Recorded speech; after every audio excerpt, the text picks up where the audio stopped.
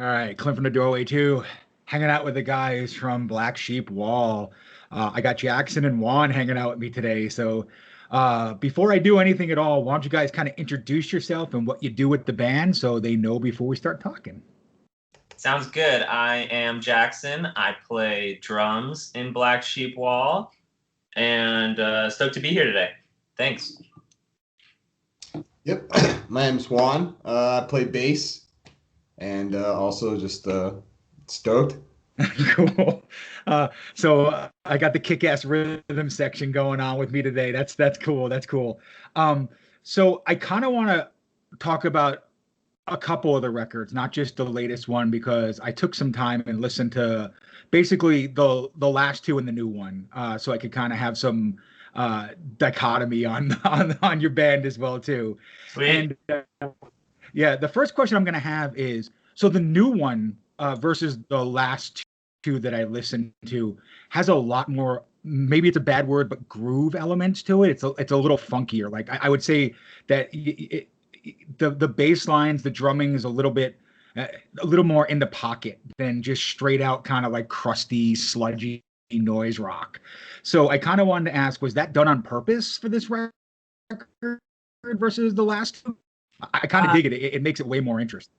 yeah, thanks. I do think it is absolutely intentional. I don't know to what extent like groove itself was like the goal, but the idea of doing something different was definitely deliberate. Our very first album, we it was kind of like a lightning in a bottle experience, and I don't mean that as in like, oh, we made something really special. I mean like the circumstances around it. We were kids when we made it, and there was no level of expectation or establishment. And when we wrote No Matter Where It Ends, we were kind of burdened by feeling like we had an audience to some degree, Sure. that people were watching. And, can we make something that also connects with people again? And at least for me personally, I was always kind of two steps behind the rest of my band members in understanding the type of music we were playing. So I kind of was brought into the post metal, sludge, doom, whatever, down tempo, heavy music world by playing it. And so I was always kind of catching up. And so in writing our second record, I started to understand like, oh, I've been like overplaying everything. We need to like maybe slow down. Like this is about the guitar tone. And I listen back to it now, and I feel like I missed a lot of opportunities to be more creative on that record. Um, I'm Going to Kill Myself was kind of a reaction to the polarization of the way people felt about our band. So by this point, we had a very small niche of people that were like, "This is my favorite band. I love this band." But most people were more like, "This is the most boring, useless band ever." Oh, And wow. so we were, but like it was almost like, wouldn't it be interesting to wear this like a badge of honor? And as Scott says it, to write, the best, worst album ever. And so that's when we wrote I'm Going to Kill Myself. And we're like, we could write a 30-minute song that's essentially one note. And like the people who hate us, we're going to give them even more reason to. But the people who are kind of in on the joke or already like us, this will be their favorite record. I don't know how successful we Yeah. were in like really pulling that off, but at least for me, like it was a meaningful and cool experience. It's a record I'm really proud of. But in stepping foot into write and record our most recent album, Songs for the Enamel Queen, it was much different. Like it wasn't like we feel overwhelmed by having an audience. It wasn't like, let's make this a joke. It was like, let's write an album that's really good and that's really musical and dynamic and really shows what we can do. I remember like sitting down at like a TGI Fridays with Scott and Brandon. And Scott is the primary songwriter of our band. So he, like most of the ideas kind of start with him and then we branch out collaboratively from there. But he was like, I think there's something to our sound that we could do more in the vein of like almost like the Blood Brothers, where it's not like anything goes, but there's a level of experimentation, but yet accessibility at the same time. And I remember him saying, like, I wanted to have like the emotion of a band like Envy, right? That immediate sense that really connects with you, but also like the stubbornness and heaviness of a band like Godflesh. And so if anything was pointing in the direction in writing this record, it was that. Sorry for such a long-winded answer. We should also preface, I don't mean to step over any of Juan's answers. Juan has joined the band after recording our most recent album. So, so Juan did join us in the studio once to hang out with us 5 years ago when we were initially recording this album.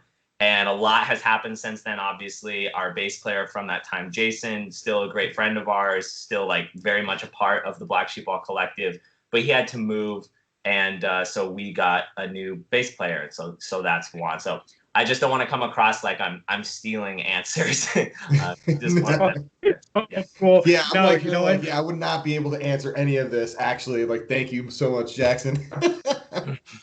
Juan, answer it any way you can, buddy. I've been a new guy in bands before too. It's a different world when you're coming in from a whole different perspective. So, do you have anything that you want to talk about on the new record? Like maybe something you heard on the new record versus the old records that maybe is in correlation of what I'm saying? Absolutely. I kind of got into Black Sheep Wall through kind of like Admiral Angry and that whole kind of like collective of like Noriega and all those musicians. And so, listening to their discography as it goes, it's always maintained my attention, even though, necessarily the last album was meant for me to give up, but I always felt like the music had something to say, even though like, it is a 10-minute song and it is one note, but what I kind of like saw when I went into the studio all those years ago, was that they were writing something that was far beyond, what they had written before. And, to see it now completely done and alive and now out there is like one of the coolest experiences, especially the way it came out. Like, it's a lot of good feelings around it. Cool. So I guess for myself, and this is just my opinion, of course, but I'm going to kill myself. Seems like when you became like the sounds kind of all gelled because there's a natural continuation into songs for the Enamel Queen, in my opinion. Like there's a very kind of flow where you can see that last record played a lot of role into this current album. And what I hear a lot on the I'm Gonna Kill Myself is the Nola sludgy kind of sound a lot more. So the I Hate Gods, the Newth Grushes, the things like that.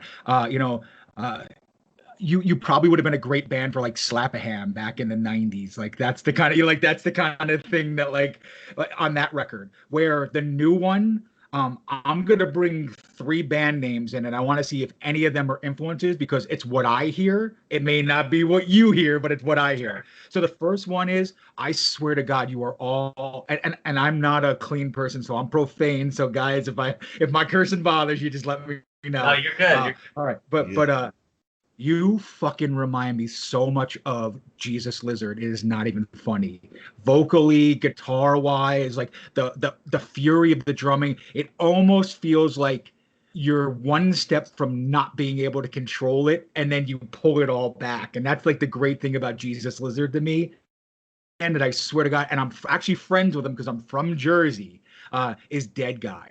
So like you guys remind me so much of early Dead Guy, like right when they were starting to get together and they were starting to put that whole post-hardcore thing together. And then the last band, which is another friends of mine from Jersey as well as Dillinger Escape Plan. Those 3 bands put together are what I really hear. And then there's one offshoot band, and that's they're from your neck of the woods in California. They're called Oxbow, and you kind of like the vocally. Oxbow is very, very much a vibe of what I hear on this new record. So if you guys could kind of talk a little bit about those four bands and like let me know if they're influences or you can actually hear it. I don't care. Now it's your turn to have the long speech.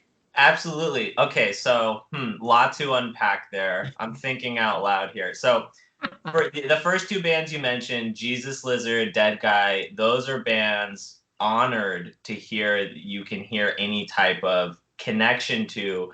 In complete honesty, I'm not super familiar with their stuff. My understanding is that the current reincarnation of Daughters is kind of similar to what Jesus Lizard has put together, and Daughters is one of my favorite bands playing music right now. So that's a connection I'm drawing, and everything I've heard from Jesus Lizard is awesome. I'm just not super familiar. Dead Guy is another, I know, legendary band that people who know what they're talking about praise them, but a band I just don't know super well. So I would just be lying to say like, oh, those are my heroes. Like, I wish I could be that guy, but I'm just not, you know? The other two are bands I love. Oxbow and Dillinger Escape Plan have absolutely changed the way that I think about music, that I listen to music, that I write music. I personally don't know how much of either of them I hear in our music, but at the same time, it makes me feel a sense of accomplishment to hear that you do. I mean, I think Dillinger, for obvious reasons, to me, they almost write the opposite of the kind of music that we play. And Oxbow, I think, artistically is on such a what's the word I'm looking for? I mean, there's no word to do it justice. It's not only mature and experimental and, you know, manifested, but there's just something about Oxbow that is so much more than the sum of its parts. I mean, that's a band that like they know what they're doing in a way that I don't think anyone else does. You know, not to say they're the best band of all time, but like there's something really special about Oxbow that's incredibly unique. But anyway, I'll let Juan answer. But after that, I'm actually very curious to hear from you, Clint, where you are seeing those comparisons. So, Juan, what's your take? You know, funny enough, I never thought of the Jesus Lizard comparison, and I could totally see like some similarities. Like, you know, and obviously I had no I didn't write any of the music, so I'm almost just like listening like you. So it is sort of funny. Like I'm thinking about it now, like, oh, okay, that kind of makes sense, you know, like but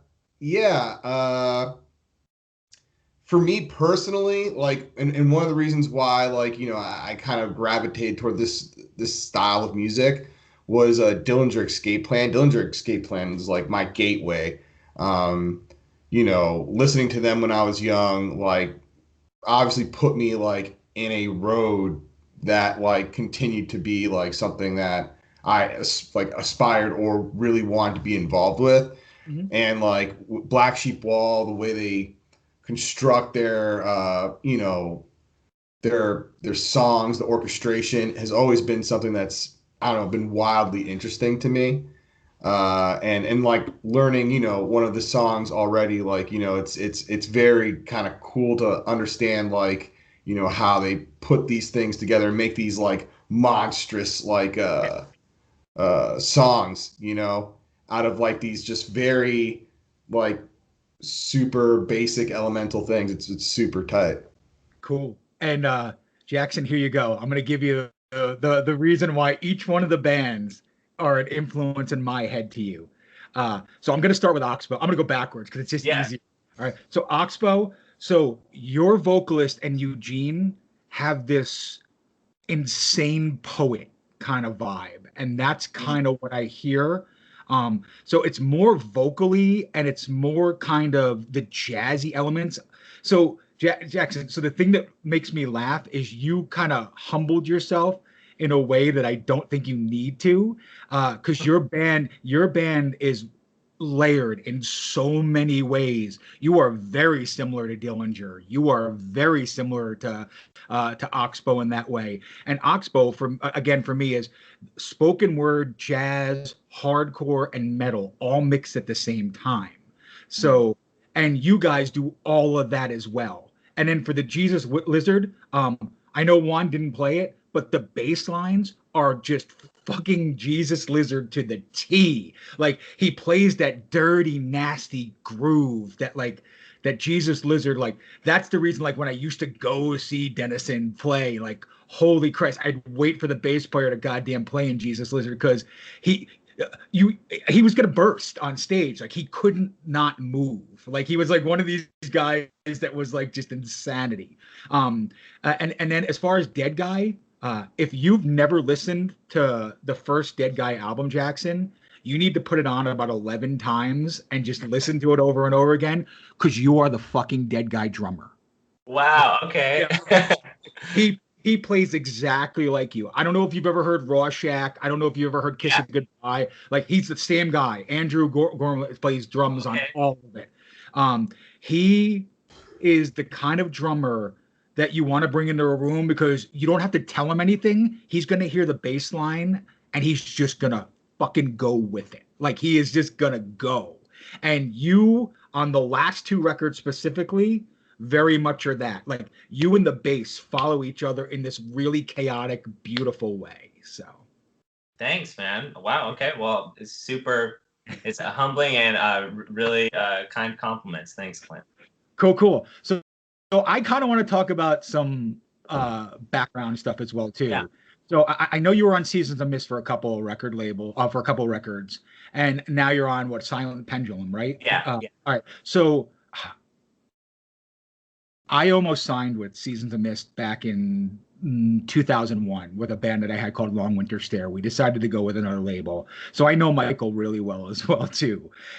So I was kind of like, knowing Michael, knowing this band, the one question I want to ask is, where the fuck did he think that you fit on this label? Because you are nothing like anything that they've ever done until Dillinger decided to do their one last dying record on their record label. Interesting. Oh, can I ask first? I know I'm asking too many questions. No, ask. This is the greatest way to do interviews. So to you, what kind of label is Season of Mist? Like what kind of bands do you? And I know you didn't say we didn't belong, but like what kind of bands were they if not us? What's your percent? Easy. This is so I had this conversation with Mike at Season of Mist for like 2 hours one night. So this is so funny. They are a doom, black metal, and experimental metal label. Anytime that they bring a hardcore inspired band or a post rock band onto the label, they seem to miss the mark. Not the band, the label seems to miss the mark. They don't push them right. They don't support them right. They don't get them out to the right places. But if you're a doom, black metal, or an experimental, mixture of Black Death and doom metal, they can rock your world and be the best label ever. So like when I see bands like yourself on this label, I always notice they get lost in the shuffle. Like you never get the full push that other bands get. So that's my personal opinion. But talk to me a little bit about why leaving Season of Mist and going with Silent Pendulum. For sure. Okay, so first of all, I would not blame Season of Mist at all for our lack of sales, lack of whatever it was, our failure. We are not as active nor as prevalent as most of their roster, as I understand it. When I look at their bands, they're touring frequently. Their output is more frequent. They're more active. We're a band who, I mean, let's call it what it is. I mean, we have struggled to get it together. We are 15 years in the making of breaking up and getting back together, and 5 years between albums. And for the people that have stuck with us, that's incredibly rewarding. For people that are finding us now, that tells a great story. But to work with us as we're doing all those things, I can't imagine it's fun for anybody. You know, and we have put a lot of people through a lot of headaches, and that sucks. So I don't blame Season of Mist at all. I blame us for, you know, our just, it's not a lack of priorities. It's life getting in the way. It's turbulence in our own relationships. It just, I guess, long story short, I wouldn't blame them. With Silent Pendulum, man, it has been beyond a dream come true.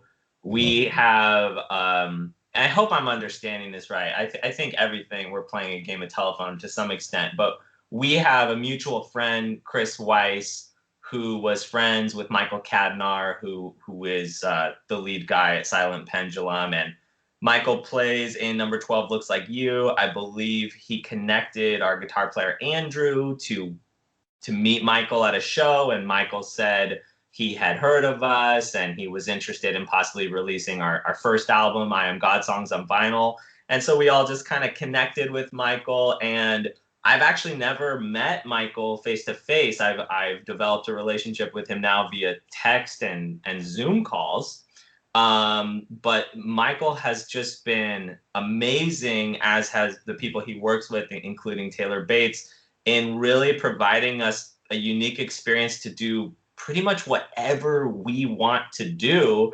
And he's incredibly supportive. He pushes it. He's understanding when we don't want to do something. He has good ideas. Like, he gets our niche in a way that we've never had before. I think there's a zeitgeist with the kinds of things he's doing right now as well that is playing in everyone's favor. He's releasing a lot of old records that have never come out on vinyl before, and so a lot of people are getting some awesome attention through that.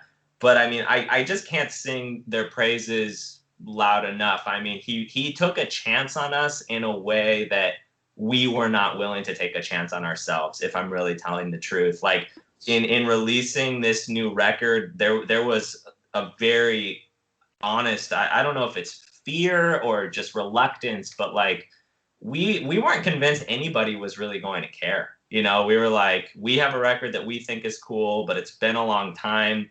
The people who were interested probably won't be interested again. Like, we're older now. We know we're never going to be, as you say, like that Season of Mist band that's really active and doing all kinds of things. And so, you know, for better or for worse, this is always just going to be our passion, and it's going to be for fun. And that was enough for Michael. And here we are, and we've sold out of several of the variants of our vinyl, and he was able to make it work alongside us. So it's just been an immense privilege and pleasure working with them. I hope that answers your question. Juan has seen a lot of this as well. He could talk about that. Cool. Yeah, talk, man. I mean, my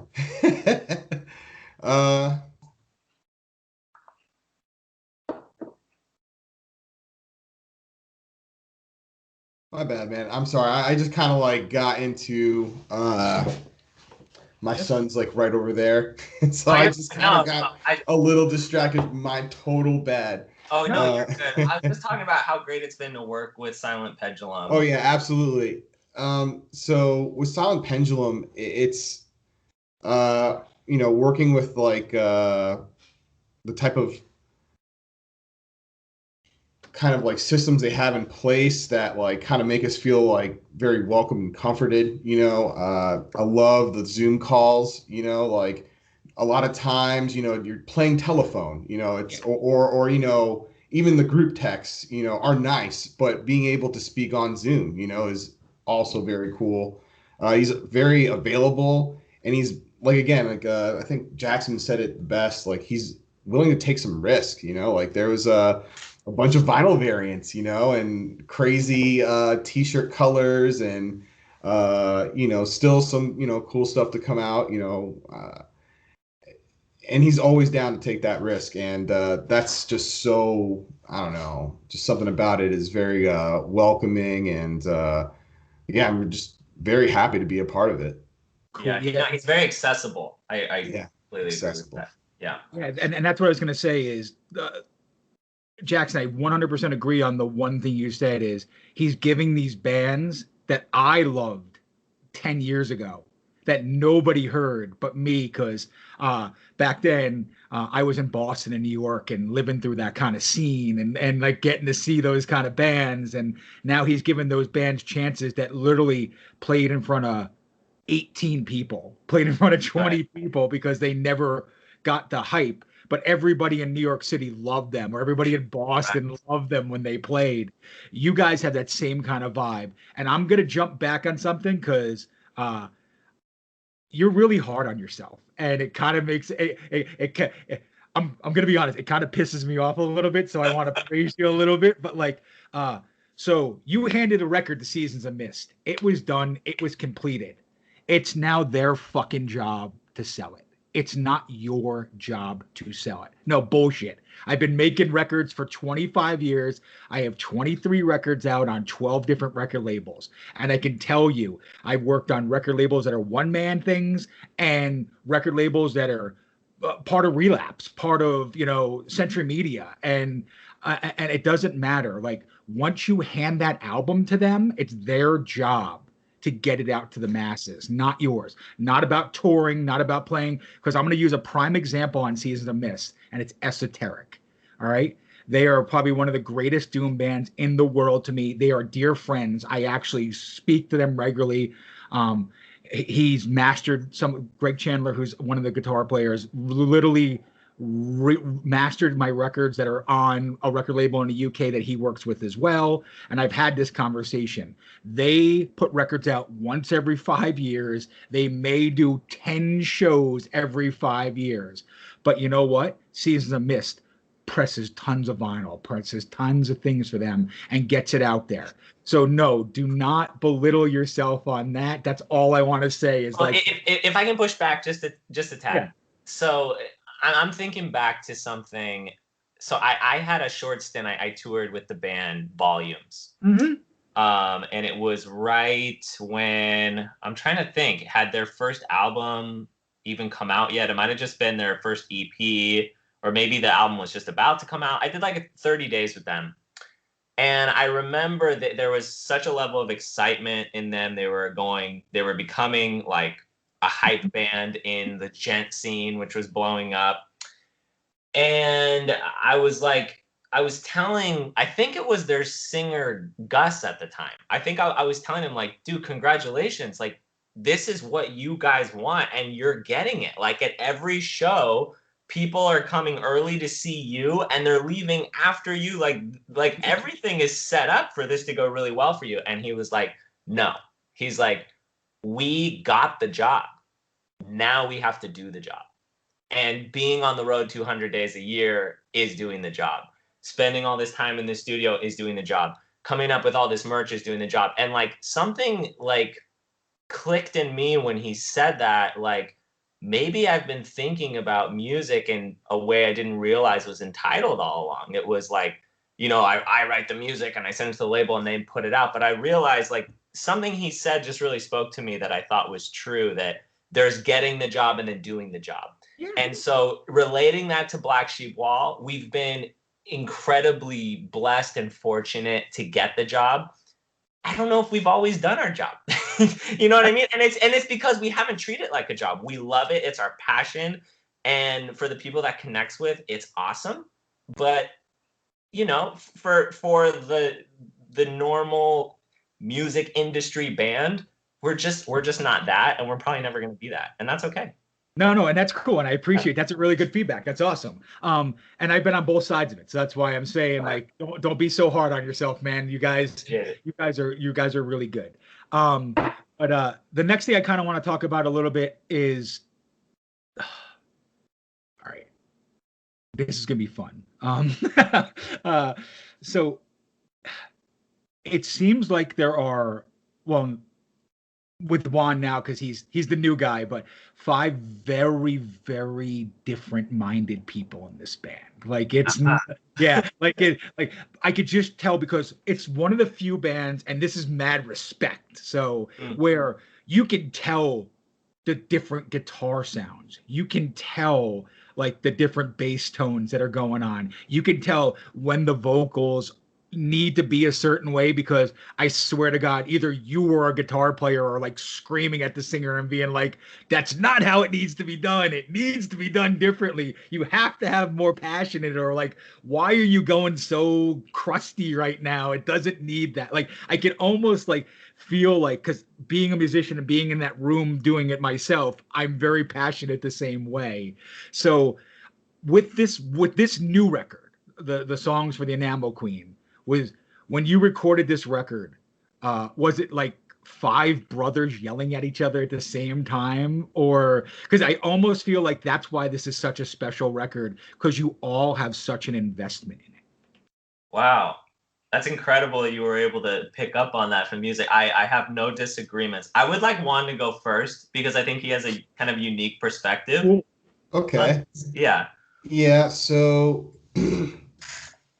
I believe Scott and or Jackson invited me to the studio. I think it was like four or 5 years ago, and they're like, "Hey, we're basically recording vocals, and we want you to come down and check out how the progress of the record." And I was like, "Dude, hell yeah, down." So I end up going to the studio, and I thought I was gonna be, in a session of like, oh, we're just doing vocals, hell yeah, gang vocals or whatever, you know what I mean? And it was not that. It was, to say the least, something a little different from that. And you could tell that like there was something about the time that wasn't right, as far as like communication and as far as like how it was going down in that studio that night. But that being said, fast forward to like, maybe like 4 or 5 months ago, when we were finishing up the record finally. And that was one of the coolest things to see. It was like, I can't tell you, like when I saw it all those years ago, what I'll tell you is this: it was not like this. Um, Only for the fact that, whatever was going on back then was like, not what like is, or not what the lyrics and like the way it was delivered now. It had to take a progression, it had to take a road, and all credit to Brent. Like, dude, that road ended up being like one of the coolest experiences in the studio, because it was like watching Michael Jordan, like three-peat, just killing it. And I was just like, oh, like just blown away at like, the talent, the attention to detail, and especially, and you're correct, like when you're listening to this music, it's all these like kind of like ideas, but it's all cohesive. And then it's like, how do you have someone sing over that? It's like crazy. They're like, what the hell? But then he does it in this way that it ties everything together. And yeah, it's phenomenal. Yeah, I am impressed, Clint, that you were able to hear the arduous journey that it indeed has been. I mean, it's not just this record. The band itself, we have struggled to get along. We have struggled to be. You're gonna say I'm being hard on myself again. Here we go. Collectively responsible. I'm someone who kind of struggles with teamwork in general. I think I'm sure my band members would probably agree. But like, I'm usually someone with my work, with my personal life. Like, I want things to be a certain way. I will set things up to try to be that way, and I am willing to do more work to get it done to be my way, rather than let someone else do it and be less happy about it. This band and music in general, for me, it's been me coming to terms with the understanding that there's a better way to live, that synergy really is possible. Our band could not be what it is without the unique perspective of every single person who is involved. Everybody does bring something that is completely their own into this.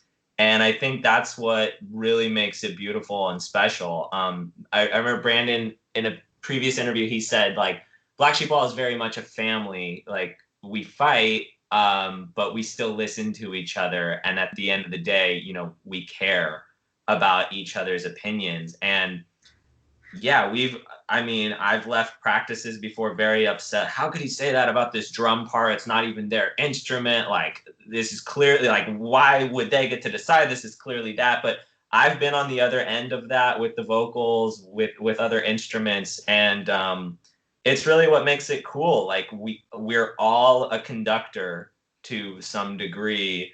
And I don't know, sometimes the vision gets very, very messy. That's something I really struggle with. I'll have an idea of what I think a song, an album, a whatever is going to be, and it turns out it's something much different than that. But it's always something that only, you know, the people involved could have pulled off. So Yeah. So anyway, yeah, that was really cool to hear you say that. Yeah. Awesome. Aren't the best bands out there though the ones that are always just about to break up anyway? Like that's kind of like what the magic is. I'm gonna be honest. Like the bands that I've been in that have been most creative and had the most output normally are best friends and then fight like cats and dogs and then are best friends again. And that's just because you all have, when it's one guy running the band, it's never interesting. Let's just be honest, okay? Like that's not the way good music works. And you just kind of sum that all up, and it made me really happy to hear. So no, you weren't hard on yourself. This is the first time I'm going to say you weren't. You were just damn honest, which is cool. So now I'm going to make your head spin. So this is going to be fun for me. Because I now know the kind of person that you are, Jackson and Juan. I think you're very similar in this way too. So basically, if somebody was to take your brand new record and they're about to listen to it for the very first time and they've never heard Black Sheep Wall before, tell me how you would kind of indoctrinate them to the record for the very first time. Can you preface it? And this sounds, I don't know, maybe even mean spirited, but like what type of person they are? And I don't like asking this question. But what I mean is this person familiar with heavy music? Is this somebody who typically listens to classical music? Is this just a random person? Like, I think that completely changes the context of the question. So ready? I had it in context already, and I'll give it to you right now. So you're in a record store. Somebody picks up your record. You don't know what they've listened to ever before. Like you have no clue. They just picked up your record and you see that they're not putting it down because they're looking at the cover and they're like, damn, this looks interesting. How would you explain that to them? Well, I'm not going to approach them. Someone is going to need to. My social anxiety is not going to allow me to approach this person. But if they were to approach me and ask, I don't know. I mean, this is perhaps oversimplifying it. This might be kind of metal in general, but I kind of think of our music to some degree as I do like horror films or cinema in general that's hard to watch. Or like if I'm explaining this analogy to a kid, it's like a roller coaster. It's something that makes you uncomfortable, that is unpleasant, but that hopefully, I don't know, it's kind of egotistical to say teaches you something, but like reveals something about you or about the world, or just, you know, just takes you on a journey that you feel was worthwhile on the other side. And so a lot of people, those kind of things are uninteresting. There's people that hate horror movies because they feel like, why do I want to feel scared? Or why would I want to feel sad? Or for a roller coaster, why would I want to feel thrilled? Right? Like those aren't negative emotions or experiences, but those are also what make interesting people, right? That's to some degree what makes life, I don't want to say worth living, but that's what brings a vitality. And so I hope that's what our band is, but I'm also self-aware in realizing the band is a very specific thing that is not necessarily like broad enough to capture the whole human experience, right? Sure. We're looking at misery, you know, horror, just pain, or how do we explore this specific thing to its greatest ability and still make it meaningful and still make it relatable? And so it's kind of like, are you interested on going on that journey with us? If you are, like, you will probably really like this. If that sounds horrible, like, you will probably hate this. I think that's the best way I can answer. Cool. And Juan, for somebody that is brand new to it, if somebody came to you and like walked over to you, let's just say like Jackson just said and say, "Hey, do you know anything about this record?" Like, how would you, tell them about that record? Huh. I mean, I would just tell them that, like, I was just tell them it's good stuff. That's You know fair. what I mean? Like, honestly, whenever anyone tells me, like, or asks me, what do you think of this or what do you think of that? Like, obviously everyone's interpretation is going to be different, right? But I think the thing is just like, it's good stuff. Like, no matter what you take from it, like whether it be the orchestration of the guitars, the freaking like just the melodicism, and also just the heaviness of the bass tone. The drums, I mean, they speak for themselves, and the way that kind of like, for me, not having any, I haven't made anything with them yet, but how that influences me, as an artist, being able to kind of now dream on the same spectrum is awesome, you know? But that being said, that's what makes it all so special, is because they keep on dropping these, great records that speak, which I think that's like one of the most important things. That's awesome. Duke Ellington has a quote. I can't remember what the context of him saying, but he said there's only two kinds of music: good music and bad music. It's kind of exactly what you're just saying. Yeah, that's exactly what it was. Yeah. So Jackson, I think Juan is your new pitch man, because he just like that was amazing. Like that literally would have made me pick this record, go home and listen to it, because I would have been like, Jesus, man, he's not even in the band and he loves this. Like, like that's awesome, Juan. Like, no, that made me smile. So I am now gonna do something that I like to do a little bit with bands, especially when I'm having a good interview. And guys, we're having a good, like, you're making me happy with this. So this is awesome. So I'm gonna call you out on something, and I want you to kind of like do the debate moment with me, because I think this is gonna be a really cool conversation. Okay. I do not find Black Sheep Wall a metal band at all. Like, you keep using the word metal, okay, and it really. I call foul. All right. And it's too simplified of a term. You're making it too easy for yourself. You have too many other layers, and you have metallic tones, but you are not a metal band. All right. You are too steeped in hardcore, in kind of experimental vibes, in noise rock, and all these other elements to be called a metal band. You now, Jackson, have the challenge to tell me why you're a metal band, because right now I don't buy it. Oh gosh. Well, this is a battle I'm going to lose every time. And I think what's interesting is I think I actually often find myself on the opposite side of this conversation. And so I appreciate you calling me out in using that term, because I agree with you that the word metal has, at least for me in my mind, it has this connotation with, I don't know, being almost like thoughtless, and like the culture itself being more important than the music, which is completely not what I want to be.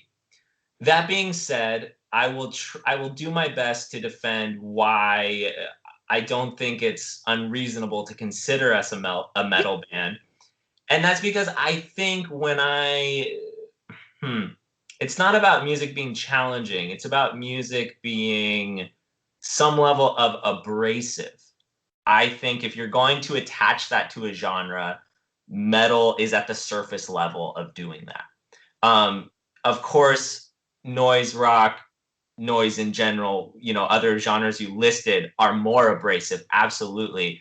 But for your, just entry level, what kind of music is this? Most people have different perceptions of what noise rock can mean, right? Noise rock could be a band on the radio, or it could be a band, a very small niche listens to. So I think when I say metal, I'm perhaps just casting too wide of a net. Okay. I also, though, part of why I like this term metal is because I feel like in its own way, it almost allows us to do more than to call us a different genre that I feel is perhaps more defining. Like the difference between speed metal and doom metal, like for people who listen to either of those are completely different styles of music. So I don't know. That's probably a poor defense, but that was great. Like, it was very thought provoking. I appreciate that. Yeah. Cool. No, and that's awesome. You did a great job. Like, so if you had come to me like that, I would say, yeah, you definitely are metal influenced. So like that's cool. Like, and that's a very important thing. I definitely feel metal elements in you though. Like that's not like why I was saying Right. what I was saying. It was just that there's so many other things. Like, so I always use the word like when it gets to the true element of metal, a lot of bands are douchey. Like it's just a really kind of like it's a cringy, douchey kind of moment. Like and the bands that mix other elements outside of metal but still stay within the metal, like yourselves, those are the kind of bands I gravitate to. So yeah, very, very, very cool. So here's my last question for you. This is what I do to every single band, every single time. So I want it from both of you. Juan, I don't give a damn that you've never been on a record yet. You still need to answer this question. You're not copping out on this one. No, it's awesome. All right. So we're going to take the brand new record and we are going to hand it to any one artist that you both want to re-record it and make it their own. What artist? I don't care if they're living, dead. I don't care if it's a band, a single artist, if it's not anything related into this style. What artist do you think could recreate the new record for Black Sheep Wall and make it something original and interesting? I don't care which one you start first. Dude, this is what I expected, so you got a minute to think about it. But holy moly. So the goal here is to create something that is different but still related and very interesting. Is that kind of what we're looking for? So they're basically going to take these songs, rework them in their own image. Okay, this is a ridiculous answer, and so I hope I have a different answer after I say this one, and then won't go and something else come to mind. So have you seen this thing on what New York Times made like a 45 documentary about Britney Spears recently? Have you seen this?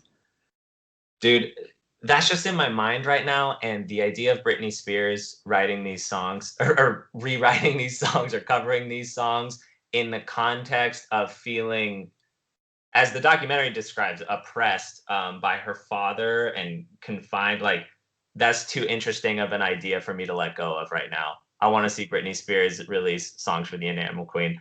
I will try to come up with a better answer. No way. And Juan, before you start, I wanna feed off of that. Blew me away. This is brilliant.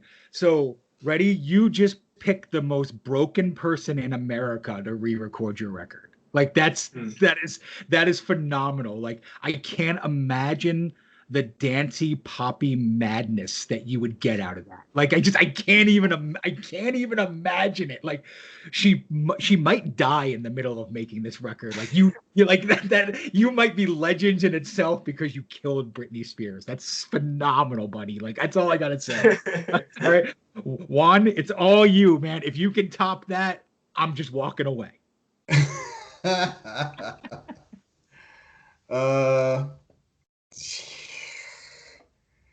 No, there's no way I'm gonna top that. But wow, that's just so good though. Because now I'm thinking about it, that would be like legitimately the coolest but scariest record.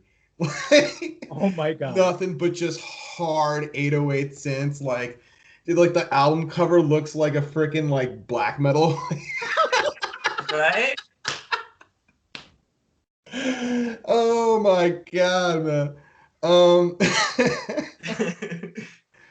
well, I guess like hmm, Scott Walker. I don't know if you're familiar with Scott Yeah, Walker. absolutely. Like, and it's kind of geeky, but I really love Opeth. I'm a Yeah. huge Opeth fan, and I think it's Ghost Reveries. There's like an interview or something like that, and McAllister was like, "Yeah, I got really into like Scott Walker and this and that," and I checked him out, and I think the name of the album was called Drift. Okay. And so I'm listening to this album, and it's like legitimately one of the darkest, scariest albums I've ever heard, but like not necessarily heavy at Right. all. And there's like this quirkiness to it that, like, I don't know, I would just love to hear him. I mean, I know he passed away, but it would have been dope.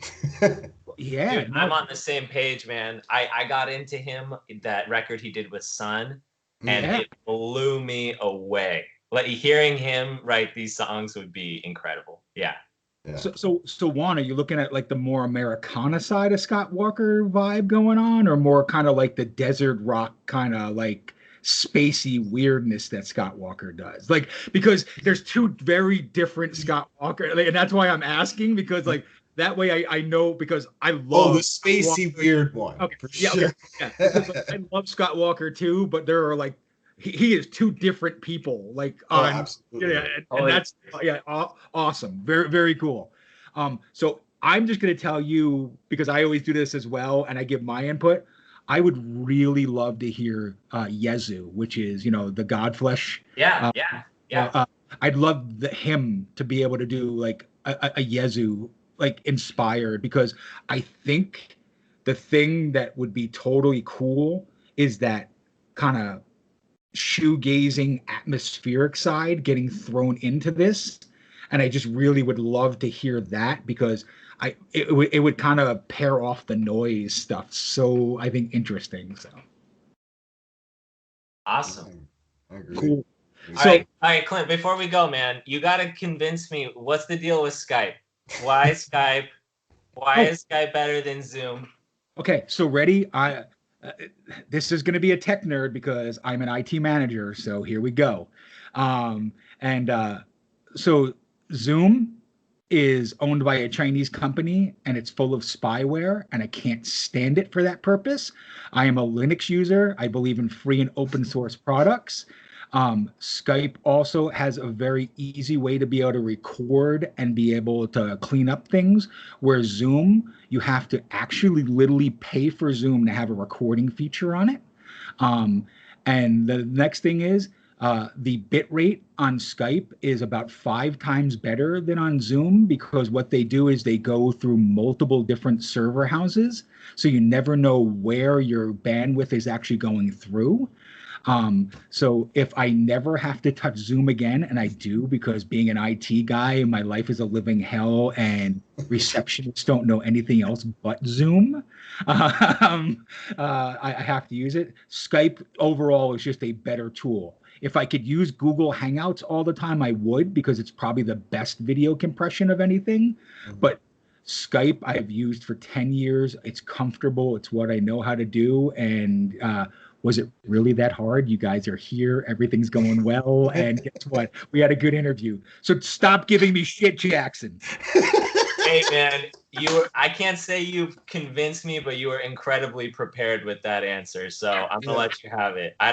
This might be the last time ever I use Skype. And of course, when next time you and I chat, I'm sure you're gonna accept nothing else. You're gonna insist on Skype once again. Oh, But oh, no, because now you've told me I can never interview you again. So that's a sad moment for me. That's what you just told me. But I have one last thing for you guys, and this is what I always do. And again, like Juan, Jackson, this has been an absolute goddamn pleasure. This has probably been one of the most fun interviews I've had in about 6 months. So like, likewise, thank you. man. Yeah, thank you for that, guys. Like I would do this 10 more times with you. Like it is so much fun. And I swear to God, you ever, because of this pandemic and it starts clearing up and we can go do stuff and you come out to where I am, we will be hanging out. We will be bullshitting about a whole lot of obscure music, movies, whatever. Like it's what we're going to do.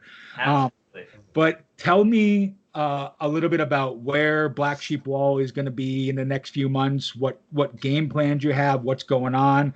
As I jokingly always say, tell my hundreds of viewers that are going to be watching this. What are you guys up to for the next couple of months? One, you take that one. I mean, so we just released the record. We're hoping to, formulate some type of live stream situation in the coming future. And also, I mean, like, I'm guessing like live entertainment is coming back at some point in the fall, they're saying. But, what that means for a band like us or, honestly, any band that's not like, playing to a 2,000 capacity room, we don't know. And that's the unfortunate part of it. But, the good thing about it is that it seems that, this live streaming is becoming more normalized. And, I think that for us, at least being able to play that one show, it'll be, through a live stream situation. But yeah, man. It's kind of difficult to really even say what may happen, but Yeah. we hope. It's difficult, not only the state of the world, but as the state of the world hopefully continues to improve bit by bit, we have a lot of life on our plate. 3 of us are engaged to be married within the next year, and a lot of our jobs are kind of evolving, and we don't know where that's going to be in the upcoming future. So the band is super important to us. We want to deliver and be able to do lots of cool stuff, but figuring out exactly how that's going to look, I mean, we're just not there yet. So hopefully, that's true. Totally fair. Yeah. Again, Clint from the Doorway too, hanging out with Jackson and Juan from Black Sheep Wall. It's been an absolute goddamn pleasure. I will hype the hell out of this, and once it gets put up, I will let you know. You will have links to it as well. Thank you guys for doing this on a Saturday with me. See you, and thanks. Thanks so much, Clint. It's been a pleasure, man. Very grateful. Yeah, man. Thanks, dude. Appreciate you. All right.